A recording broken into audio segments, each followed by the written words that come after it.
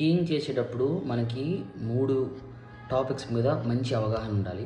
The first one వచ్చేసి alpha మీద, 2 డీస్పిల్ మీద, 3 మనం యాడ్ చేసేటువంటి బ్యాక్గ్రౌండ్ మీద.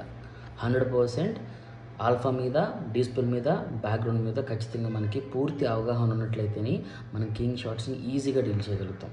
సో ఈ యొక్క ఆల్ఫాలో కూడా 2 రకాలు ఉంటాయి. సో ఆల్ఫాలో 2 రకాలు, ఒకటి సాఫ్ట్ మ్యాట్, 2 హార్డ్ మ్యాట్.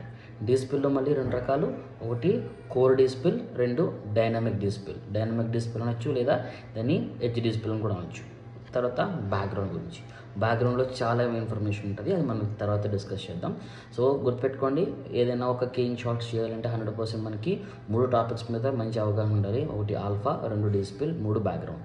ఆల్ఫాలో 2 రకాలు, core alpha and soft alpha. అదేవిధంగా డీస్పిల్లో కూడా core despill and dynamic despill or edge despill. Background గురించి లైట్ డిస్కస్. Thank you.